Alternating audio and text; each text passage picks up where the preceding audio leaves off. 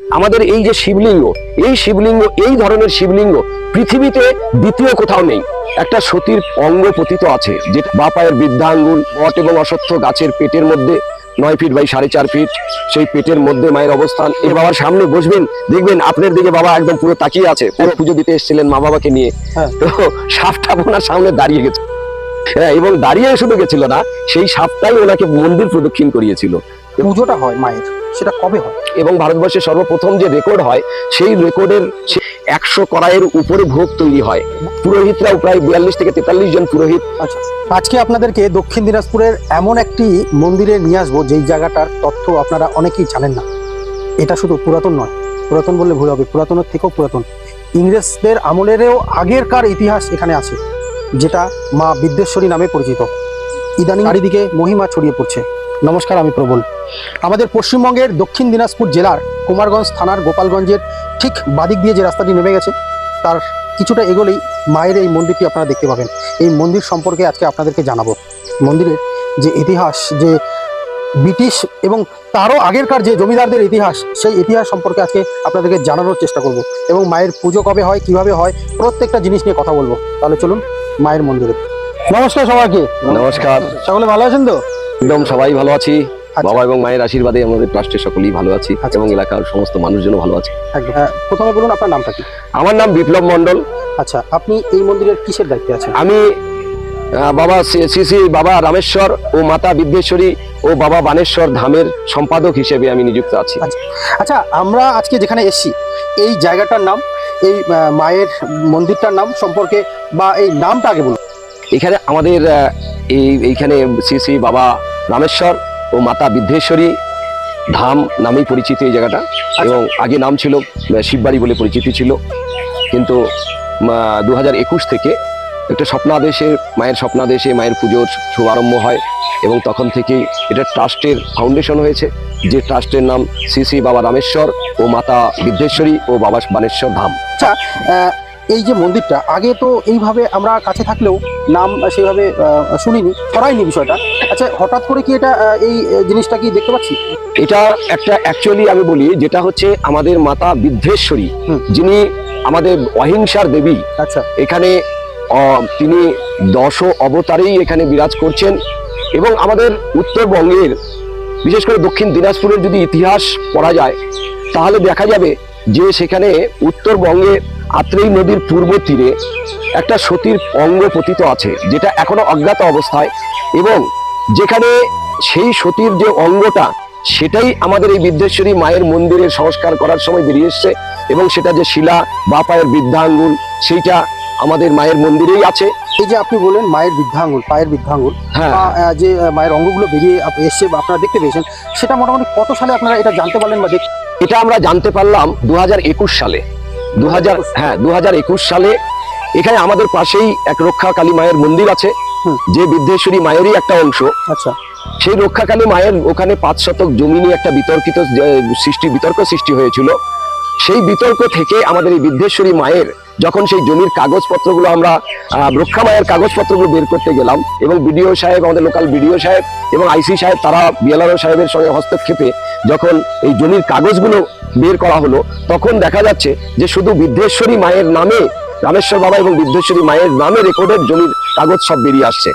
এবং তখনই সেই জমি খুঁজতে খুঁজতে সেই আমাদের যে একদম প্রাচীন সেই ধ্বংসাবশেষ, সেই মন্দির সংস্কার করে, এবং সেখানেই দেখা যাচ্ছে সেইখানেই বিদ্যেশ্বরী মায়ের অবস্থান করেছে। এবং বট এবং অশ্বত্থ গাছের পেটের মধ্যে 9 ফিট বাই 4.5 ফিট, সেই পেটের মধ্যে মায়ের অবস্থান। এবং সেই মন্দিরটা হয়তো মা বিদ্যেশ্বরী নিজেই তৈরি করে, প্রাচীন মন্দিরের উপরে নিজেই তৈরি করে রেখেছেন, এবং এই গাছের পেটের মধ্যে তার গর্ভগৃহ অবস্থান করছে। এবং এইটাই হচ্ছে আমাদের এখানের মূল ইতিহাস। প্রত্যেকটা সতীপীঠেই যে বাবার ভৈরব থাকে, সেই ভৈরব রূপ এখানে কিন্তু রামেশ্বর মেলা নামে খ্যাত। সেই বাবার চৈত্র সংক্রান্তিতে বিরাট মেলা হয়, প্রচুর লোকের সমাগম হয়, এবং চড়ক হয়, 3টে 4টে 5টা এরকম চড়ক হয়। সেটা হতোই, কিন্তু মায়ের মন্দিরটা একপাশে জীর্ণ হয়ে পড়েছিল, যেটা কেউ জানতো না যে এখানেই সেই বিদ্যেশ্বরী মায়ের অবস্থান।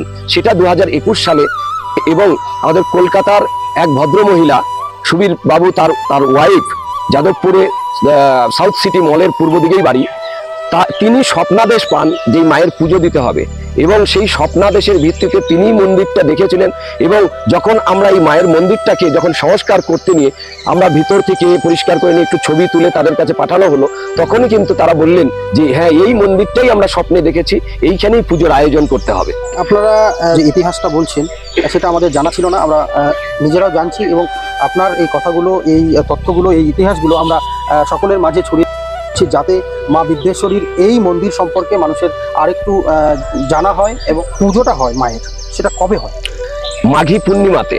মাঘী পূর্ণিমা লাগবে, মায়ের অধিবাস বসবে, একদম 5 দিন ধরে মায়ের মহামায়ার পুজো হয়। এবং আমাদের এই বিদ্যেশ্বরী মায়ের এইখানে সাউন্ডিংয়ে অনেকগুলো তার অংশ আছে। আচ্ছা, যেরকম আপনি এই সামনে গিয়ে পুকুর পাড়ের ওখানেই দেখবেন যে ডাগনি কালী, সেগুলো জমির কাগজে ফলো করা আছে। আচ্ছা, আচ্ছা, যে ডাগনি কালীর 10 শতক আসন, যুগ্নি কালীর 8 শতক আসন, এই পাড়ায় দক্ষিণা কালীর একটা 8 শতক আসন আছে, শিব ঠাকুরের একটা 21 শতক আসন আছে, রক্ষা কালী মায়ের 48 শতক আসন আছে। এইভাবে এই মায়ের বিভিন্ন সাউন্ডিং এ বিভিন্ন যে অংশ, মায়ের রূপ, সেই রূপগুলোও কিন্তু আমাদের আশেপাশেই আছে। এই যে বারবার আপনারা কথাটা বলছেন যে মায়ের কাগজ, জমির কাগজ পেলেন, এই যে কাগজটা, যে নথিটা, সেটা কার আমলের? মানে ভারত স্বাধীন হওয়ার আগে না আগের কার? এটা আমরা অলরেডি আমাদের জমির কাগজপত্র সমস্ত সিএস রেকর্ড, আরএস রেকর্ড এবং এলআর রেকর্ড সমস্তটাই আছে। এবং ভারতবর্ষের সর্বপ্রথম যে রেকর্ড হয় সেই রেকর্ডের সেই পর্চাতেও মায়ের নামে এবং বাবার নামেই সমস্ত জমিগুলো আছে। ভারতবর্ষের প্রথম যখন রেকর্ড হয়, জমি রেকর্ড হয়, হ্যাঁ, তখন থেকেই আমরা দেখছি। এবং আচ্ছা, সেখানে আমরা লাস্ট 4 জন জমিদারের নাম পেয়েছিলাম সেই পুরনো সিএস রেকর্ডে। আচ্ছা, হ্যাঁ, যেটা আমাদের প্রতিরামের কৃষ্ণলাল ঘোষ, মানে দুর্গা টকিজের মালিক যে সাগর ঘোষের দা, এবং 3 কোটি সরকার সম্ভবত আমাদের প্রবোধ সিংহ রায় বাড়ি যে, সেটা তারা এক্সচেঞ্জ করে চলে গেছিলেন, পরে হয়তো ধর্মান্তরিত হয়ে মুসলিম হয়েছিলেন। কারণ 3 কোটি সরকারের ছেলেকেই দেখা যাচ্ছে উমরউদ্দিন চৌধুরী, আর তারপরে ছিল সুরেন্দ্রনাথ চৌধুরী, আর আরেকজন ছিল ক্ষেত্রমোহন কর্মকার। তো এই 3 জমিদারের আমরা মানে খুঁজে পাইনি, কিন্তু আমাদের এই কৃষ্ণলাল ঘোষ, তাদের জেনারেশন আছেন দুর্গাটকি যে বালপতি নামে, তাদের খুঁজে পেয়েছি। এবং সাগর ঘোষ, উনি আমাদের মায়ের প্রতিটা অনুষ্ঠানেই তিনি আসেন এখানে। আপনার কাছে এই যে তথ্যগুলো, সেই মানে ইংরেজ আমলের, সেই রাজা মহারাজা আমলের যে তথ্যগুলো, আপনি এগুলোকে কালেক্ট করে? আমি এগুলোকে প্রথমে এলআর রেকর্ডটাকে দেখে, সেই এলআর রেকর্ডের আমাদের একটু জানারও হয়েছিল যে এই জমিগুলো, এই যে মায়ের নামে এবং বাবার নামে রেকর্ডে যে পর্চাতে যে মালিকানার নাম থাকে, সেখানে দেখবেন শ্রী শ্রী বাবা রামেশ্বর ও মাতা বিদ্যেশ্বরী। হ্যাঁ, এবং এই বিদ্যেশ্বরী যে স্পেলিংটা বয় হিসি দয় জফলা নয়, কিন্তু বিদ্যার দেবী নন, দয় ধয় একার তালিবস্বয় দীর্ঘি র, বিদ্যেশ্বরী অহিংসার দেবী, সেটা কিন্তু আমরা ওই পর্চায় যে মালিকানার নাম আছে সেখান থেকেই পেয়েছি। এবং তখন এই এলআর রেকর্ড থেকে আমরা পুরনো ইতিহাসটাকে জানার জন্য আমরা সিএস রেকর্ড এবং আমরা বাংলাদেশের দিনাজপুর পর্যন্ত, কারণ আমাদের একটা সময় অবিভক্ত ভারতবর্ষে তখন দিনাজপুরে আমাদের রেজিস্ট্রি অফিস ছিল, এবং সেখান থেকে পর্যন্ত আমরা নথি সংগ্রহ করেছি। সংগ্রহ করে বিদ্যেশ্বরী মায়ের যে সাউন্ডিং জমি টোটাল কাগজপত্র আমরা ফাইল করেছি আলাদা আলাদা করে, সিএস রেকর্ডটাকে আলাদা করেছি, আরএস রেকর্ডটাকে আলাদা করেছি এবং এলআর রেকর্ডটাকে আলাদা করেছি। আচ্ছা, মায়ের নামের জমি, মায়ের নামে এখন পর্যন্ত আমরা কাগজপত্রে যেটা উদ্ধার করেছি 43.68 একর। হ্যাঁ, এবং অনেক জমি এখনো জমিগুলো আছে। তবে কিছু জমি আমাদের অন্যান্য লোক আবাদ করে খাচ্ছে, দখলে আছে, কিন্তু বেশিরভাগ অনেকটা জমি আমাদের উদ্ধার হয়েছে। যারা কিছু কিছু কৃষি ফসলের জমি আছে, তারা ফসল দিচ্ছে মন্দিরকে, তারা কিছু কিছু জমি আধি আর হয়ে আছে। হ্যাঁ, এবং তাদের কাছ থেকে আমরা জমি ছিনিয়েও নিইনি। হ্যাঁ, তারাই আবাদ করছে, এবং তারা যেহেতু বাবা মায়ের জমি, তারাও কখনো করেনি, দ্বিধাবোধ করেনি যে আমরা ফসল দেবো না বা এরকম কিছু দ্বিধাবোধ করেনি। তারা যোগাযোগ রাখে এবং তারা ফসলও দেয়। যে পুজো করেন তিনি কে করেন? মানে বংশ পরম্পরা সেভাবে পুজো হয়? এখানে আমরা পুরনো একটা ইতিহাস সিএস রেকর্ডে আমরা যেটা দেখছি, সেখানে দেখছি আমাদের এখানকার সেবায়ত ছিল ব্রজবিহারী রায় চৌধুরী। আচ্ছা, এবং সম্ভবত সেটা দেবী চৌধুরানীর হাজবেন্ড হবে হয়তো। আচ্ছা, কারণ হচ্ছে দেবী চৌধুরানীটা, এবং দেবী চৌধুরানী যে দস্যুরানী দেবী চৌধুরানী ছিলেন, হ্যাঁ, তার যে ভবানী পাঠক, তার এখানে একটা আস্তানা ছিল। আচ্ছা, সেটা আমরা ইতিহাসে পাচ্ছি। এবং সেখানে ওই ব্রজবিহারী রায়চৌধুরী, যিনি আপনার একটা সময় সেবায়ত ছিল, তারপরে গত নেক্সট 3 জেনারেশন থেকে আমাদের এই যে পাশেই বাড়ি আছে সেবায়ত তপস্বী, হ্যাঁ, সমর তপস্বী বলে আছেন। হ্যাঁ, উনি এখনো সেবায়ত হিসেবে আছেন। তো এইভাবেই আমাদের ইয়ে চলছে। এখানে আমরা ঘুরে ঘুরে অনেকগুলো মন্দির দেখলাম, লোকনাথ বাবা, ভোলেনাথ বাবা এবং মায়েরই অনেকগুলো মন্দির আছে। হ্যাঁ, তো সব পুজো কি একই ডেটে হয়? মাঘী পূর্ণিমাতে সব পুজোগুলোই একই সঙ্গে হয় এবং সেই মানে মেন যে পুজোটা মাঘী পূর্ণিমায়, সেখানে কিন্তু আমাদের এই যে রাসকালী মা আছে, তারাকালী আছে, মরকাকালী আছে, শ্যামাকালী আছে, এখানে সুরকালী আছে এবং পঞ্চমুণ্ডির আসন আছে, পাশে শ্মশান আছে এবং বাবা রামেশ্বর যে অমৃতাক্ষ নামে পরে রামেশ্বর নামটাও হয়েছে, একজন খুব নিষ্ঠাবান পুরোহিতের নাম থেকেই রামেশ্বর নামটা এসেছে। এবং এইখানে ষষ্ঠী মায়ের সে পাথরের মূর্তিও আছে, দেখতে পাবেন, এবং পাশে মনসা মায়েরও মন্দির আছে। সেগুলোতেও যাদের যে যে টাইমে পুজোগুলো হয় সেই টাইম মোতাবেক সমস্ত অনুষ্ঠানই আমাদের এখানে হয়। প্রত্যেকটা যেরকম শিবরাত্রি অনুষ্ঠান শিবরাত্রিতে হয়, আমাদের শ্রাবণী উৎসব ঠিক শ্রাবণী উৎসব হয়, যে যেখানে যেখানে আমাদের মা বাবাদের যে মন্দিরগুলো, যেরকম রক্ষাকালী মায়ের মন্দিরে ওখানে 3 দিন পুজো হয়। সেখানে মানে তাদের যে অনুষ্ঠানগুলো পাট করে তো হয়ই, কিন্তু মাঘী পূর্ণিমাতে একসঙ্গে সবারই আবার পুজো হয় এবং সেখানে আমাদের পুরোহিতরাও প্রায় 42 থেকে 43 জন পুরোহিত আমাদের এখানে থাকেন এবং তারা ঠিক ভাগ ভাগ করে সমস্ত পুজোগুলোকে অংশগ্রহণ করে। আচ্ছা আচ্ছা, আমাদের দক্ষিণ দিনাজপুরে এরকম অনেক ঐতিহাসিক জায়গা আছে যেগুলো কিন্তু আমরা এখনো জানি না, তার মধ্যে এই একটা জায়গা। আচ্ছা, এখানে কি হ্যাঁ, যজ্ঞ হয় এখানে, যে বিশ্ব শান্তি একটা যজ্ঞ হয়, যে যজ্ঞটা আমার মনে হয় না যে পশ্চিমবঙ্গে এত বড় যজ্ঞ কোথাও হয়। এবং এই যজ্ঞটা মায়ের অধিবাস বসে, মায়ের পুজো শুরু হয়, তখন থেকে যজ্ঞটা শুরু হয়, মায়ের সমাপ্তিতে যজ্ঞর সমাপ্তি হয়, তাছাড়া আহুতি হয়। কারণ এই যজ্ঞতে আমাদের প্রায় 60 থেকে 70 কুইন্টাল খড়ি লাগে এবং 25 থেকে 30 টিন ঘি লাগে এবং আদার্স তো সমগ্র। এবং আমাদের এখানে যজ্ঞটা করতে বিভিন্ন জায়গা থেকে সাধকরা আসেন, কামাখ্যা থেকে আসে, দেওঘর থেকে আসে, তারাপীঠ থেকে আসে, বিভিন্ন ধর্মস্থান থেকে সাধকরা আসেন এবং তারাও সেই যজ্ঞে অংশগ্রহণ করেন এবং সেই যজ্ঞটাকে করেন। এবারে যেরকম আমাকে কামাখ্যা থেকে ফোন করছে, ওনারা আসতে চাইছেন, ওনারা একদম 50-60 জন সাধক একসঙ্গে আসতে চাইছেন। আপনাদের এই কমিটিতে ঢোকার পরের একটু অভিজ্ঞতা। আমাদের এই কমিটিতে ঢোকার জন্য যদি কেউ সদস্য হতে চান, আমাদের সেখানে কোনো বাধ্যবাধকতা নেই। এখানে কোনো পলিটিক্যাল রং, আমরা এই মন্দিরের বাউন্ডারিতে, এই ট্রাস্টের মধ্যে কোনো রকম পলিটিক্যাল রং আমরা কখনোই আসতে দিই না। প্রত্যেকটা মানুষ সদস্য হতে পারবেন এবং তাদের উপরে কোনো রকম এক্সট্রা ভাবে কোনো বাধ্যবাধকতা আমাদের নেই। মানে আপনারা বলতে চাইছেন সদস্য হতে পারবে সকলেই, কিন্তু কেউ এখানে তার বাইরের জগৎটাকে এখানে ঢোকাতে না। এখানে আমাদের এই বাউন্ডারিতে আমরা কোনো রকম রাজনৈতিক কোনো রকম অ্যালাউ করি না। আমি ভিডিওর মধ্য দিয়ে আবারও এই জায়গাটায়, যেখানে আমরা একটা সুন্দর বট গাছের নিচে পার বাঁধানো জায়গায় বসে ছায়ার মধ্যে গল্পটা করছি, এই ইতিহাসটা আপনাদেরকে জানাচ্ছি, সেই জায়গাটার লোকেশনটা যদি বলতে হয় তাহলে আবারও আমি বলে দিই, এটা পশ্চিমবঙ্গের একটা ছোট্ট জেলা দক্ষিণ দিনাজপুর। সেই দক্ষিণ দিনাজপুরের এটাকে বলে কুমারগঞ্জ থানা। মানে আপনারা যদি কলকাতা দিয়ে আসেন, ট্রেনে আসতে পারবেন, বাসে আসতে পারবেন। আপনারা নামবেন প্রতিরাম থেকে সোজা যে রাস্তাটা উত্তর দিকে চলে গেল, যে কাউকে জিজ্ঞেস করলে আপনাকে দেখে দেবে, সোজা চলে আসবেন গোপালগঞ্জ। ঠিক গোপালগঞ্জ এসেই হাতের বাঁ সাইড দিয়ে যে রাস্তাটায় একটু নামলেই আপনারা দেখতে পাবেন আমাদের এই বিদ্যেশ্বরী মন্দিরটি। কোনো ভক্ত যদি দূর দূরান্ত থেকে মায়ের এখানে, বাবার এখানে কোনো আর্থিক সহযোগিতা করতে চায়, সেক্ষেত্রে আপনাদের কিভাবে করবে? আমাদের ট্রাস্টের অ্যাকাউন্ট আছে, হ্যাঁ, তার বারকোডও আছে, তার অ্যাকাউন্ট নাম্বার ডিটেলস আছে, যেটা আমাদের ওই ট্রাস্টের নামেই আছে। শ্রী বাবা রামেশ্বর ও মাতা বিদ্যেশ্বরী ও বাবা মানেশ্বর ধাম নামেই সেই অ্যাকাউন্ট আছে। এই ভোগ প্রসাদ এখান থেকে পেতে গেলে কি করতে হবে ভক্তদের? আমাদের এখান থেকে ভোগ প্রসাদ পেতে গেলে যদি বাইরে পাঠাতে হয় সেটারও ব্যবস্থা আছে, সেটা আমরা শুকনা প্রসাদ পাঠাই। আর ভক্তরা যদি মন্দিরে এখানে আসে, এখানে যেরকম আমার মায়ের প্রত্যেক বুধবার করে অন্নভোগ হয়, প্রত্যেকদিন নিত্য পুজো তো হয়, যে কোনো ভক্ত যে কোনো সময় আসলে পুজো দিতে পারবেন এবং বুধবার করে আসলে অন্নভোগ বুধবার করে হয়।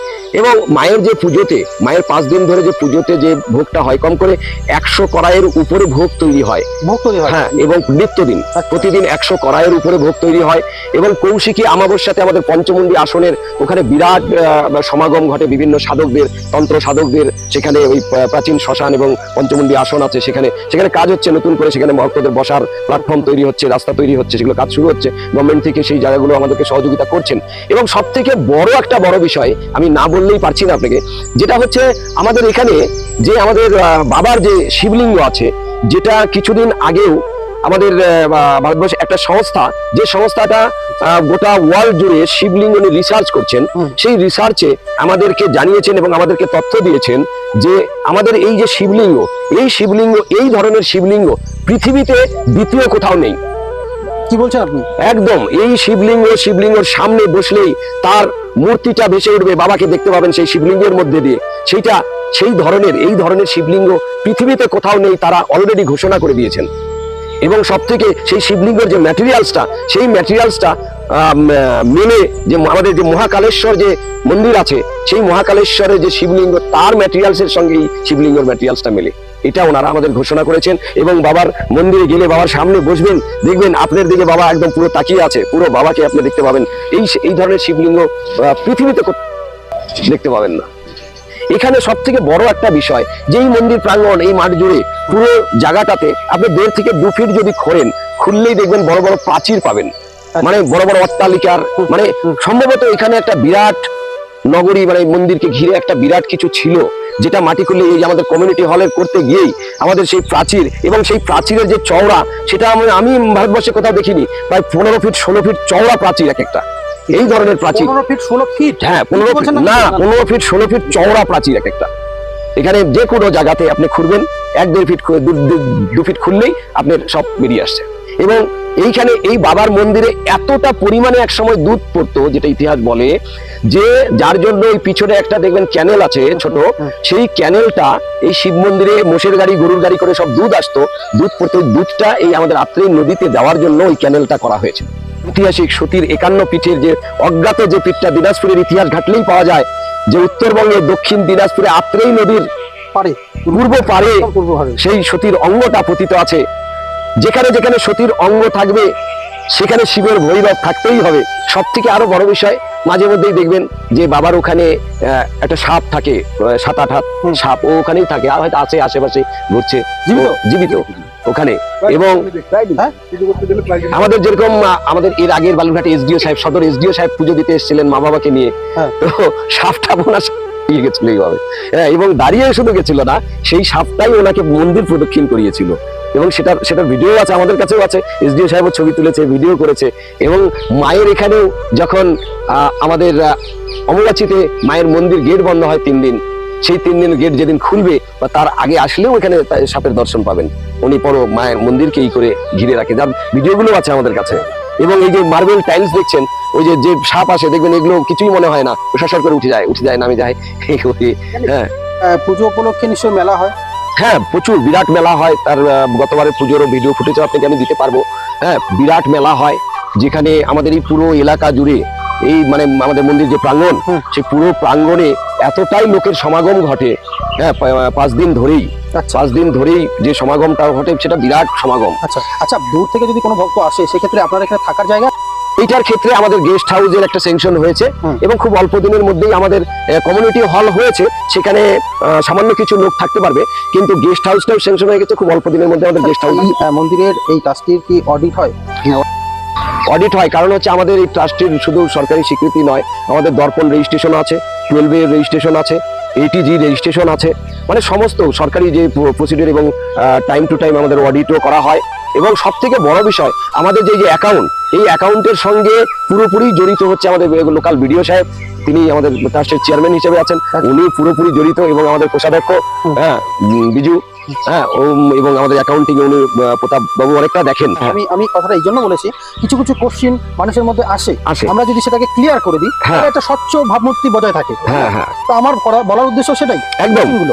এবার তো পুজো তাহলে কত তারিখে পড়ছে? এবারে ফেব্রুয়ারির 2 তারিখ।